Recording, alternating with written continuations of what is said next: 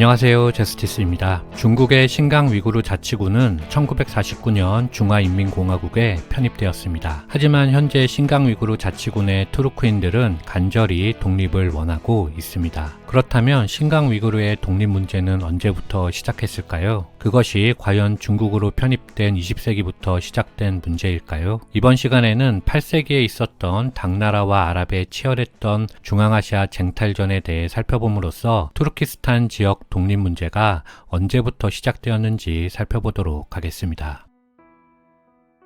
8세기 중앙아시아의 세력 구도를 먼저 보도록 하겠습니다. 당시 중국 대륙에는 당 제국이 있었고 막북에는 돌궐이 패권을 차지하고 있었습니다. 그런데 중앙아시아에서는 7세기 중엽 사산조 페르시아가 이슬람에게 무너짐에 따라 패자가 사라진 시기였습니다. 따라서 중앙아시아의 군소 투르크 부족들은 독립할지 아니면 당나라에 귀속할지 이슬람에 복속할지 결정하지 못한 채 이슬람이 강성해지면 당나라나 돌궐에 기대고 당조가 강성해지면 이슬람이나 돌궐에 기대는 등 임기응변의 생존 과정을 거치던 시기였습니다. 그러다가 돌궐이 8세기 중엽 바스밀, 위구르, 카룰룩의 연합 세력에게 무너지면서 위구르 제국이 등장하였는데 위구르 제국의 지배 영역은 알타이 산맥에서 바이카로 정도로 돌궐 시기보다 중앙아시아에 대한 영향력이 줄어들었습니다. 게다가 위구르 제국은 제국 초기에 국가의 기틀을 확립하기 위해서 당 현종으로부터 쿠툴룩 빌게 카간이 회인이라는 칭호를 받는 등 당나라의 비교적 종속적인 스탠스를 취하였습니다. 따라서 이제 알타이 산맥 너머 중앙아시아의 대결은 동쪽의 당나라와 서쪽의 이슬람 세력 간의 양자 대결로 좁혀졌고 일련의 전투 과정을 거쳐 결국 이슬람이 중국을 몰아내고 중앙아시아를 차지하였습니다. 중국은 예로부터 소위 이의제의로 변경을 유지하는 전략을 취해왔습니다. 8세기 초 중앙아시아에서 역시 투르크계 용병 장군들을 통해서 서역의 중소 도시 국가들을 통제하였는데요. 예를 들면 714년에는 투르크 용병 장군 아사나온이 이시쿠르 근처에서 준가리아의 투르크계 부족들을 정복하는 시기였습니다. 하지만 소록이 이끈 부족들처럼 어떤 투르크 부족들은 당나라에게 쉽게 정복되지 않은 채 신흥 세력으로 부상하고 있는 아랍과 동맹을 맺으며 서돌궐의 부활을 꿈꾸기도 하였습니다. 소록은 8세기 중반에 당의 속령이었던 타림 지역을 공격하고 카라샤르, 쿠차, 카시가르, 호탄 등 안서 사진을 위협하던 세력이었습니다. 이에 719년 아사나온이 출정하였지만 정벌에 실패함에 따라 당나라는 소록에게 관작을 부여하며 타협을 모색하였습니다. 하지만 소록은 당나라의 관직을 받은 후에도 여전히 안서 사진을 공격하였습니다. 유목민들은 유교가 중시하는 인과 예를 따질 필요가 없었지요. 물론 소록은 이런 행동들의 결과일지는 모르지만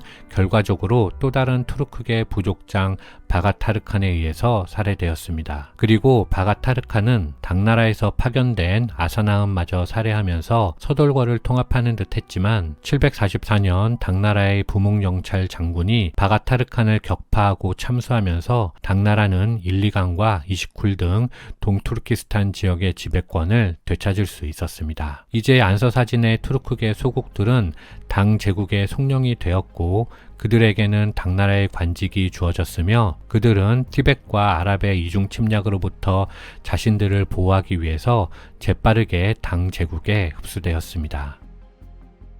한편 이 시기 서쪽은 642년 니아반드 전투의 결과 사산조 페르시아가 붕괴되면서 서부 이란 지역이 아랍 세계에 의해서 정복되는 격변의 세월을 겪고 있었습니다. 이후 이슬람은 651년에는 헤르트, 652년에는 바르까지 침입하여 호라산 지역을 정복하였고 페르시아의 제국 전체를 차지한 후에야 더 이상 동진하지 않고 전열을 정비하면서 7세기를 보냈습니다. 그 사이 이슬람 역시 무함마드가 죽고 정통 칼리프 시대를 거쳐 우마이야 왕조로 바뀌는 변화를 겪게 되는 것인데요. 참고로 이 시기 이슬람 왕조의 변화 과정은 지난 이슬람 제국편을 참고하시면 좋을 것 같습니다. 어쨌든 이런 과정을 거쳐 이슬람은 전열을 정비하였고 그렇게 탄생한 우마이야 왕조는 8세기에 접어들면서 호라산 총독 쿠타이바 이븐 무슬림의 지휘하에 다시 동진을 시작하였습니다. 705년부터 쿠타이바는 토아리스탄 원정과 소그디아나에 개입하여 그곳의 이란 혹은 투르크계 소왕조들과 전투를 벌이고 이슬람을 추종하는 현지인들을 왕위 계승자로 즉위시키며 정복을 시작하였습니다. 이에 대항해서 부하라와 사마르칸트의 군주들은 돌궐의 강력한 군주 카파간 카간에게 도움을 요청하였고, 카파간 카간은 그때마다 소그디아나를 구출하기 위해서 자신의 조카 휠테긴을 파견하였습니다. 비록 이 대결에서는 쿠타이바가 승리하였지만 이후 돌궐의 개입을 응징하기 위하여 출정하려는 시점에 쿠타이바가 사망하였습니다. 중앙아시아 정복을 꿈꾸던 유일한 아랍 장군 쿠타이바가 사망하였기 때문에 소그드인들은 잠시나마 안정을 취할 수 있었으며 아울러 당나라의 지원을 기대할 수 있게 되었습니다.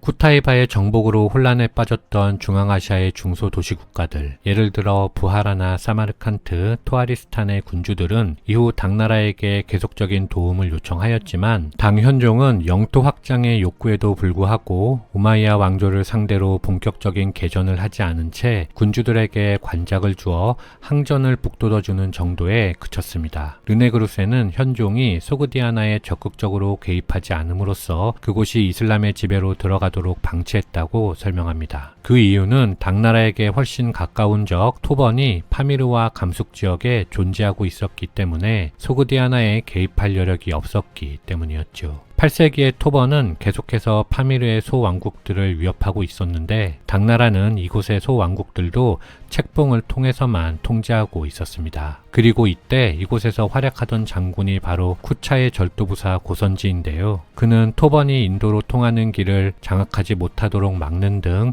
여러 번에 걸쳐 당나라 원정군과 함께 티베트 세력을 몰아내는 활약을 펼쳤습니다. 고선지의 활약으로 드디어 당 제국은 탈인분지와 중가리아, 파미르 고원을 호령하고 토아리스탄, 카불, 카시미르를 차지하였습니다. 그리고 쿠차의 본영을 둔 고선지는 사실상 서역의 당나라 총독으로 활약하였는데 바로 이 시기, 즉 고선지가 활약한 750년경이 당나라 중앙아시아 팽창의 전성기였다고 하겠습니다.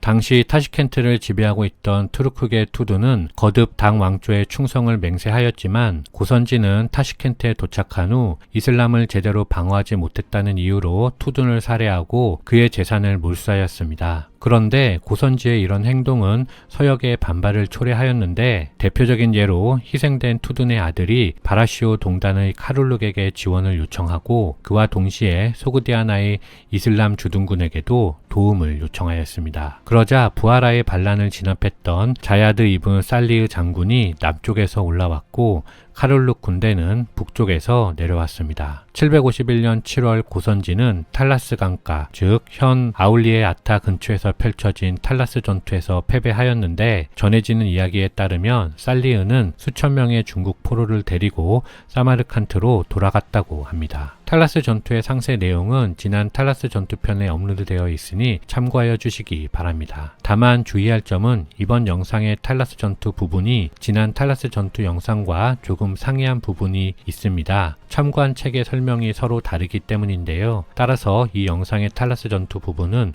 오직 르네그루스의 관점만을 소개한 것이라는 점 유의하시면 좋겠습니다.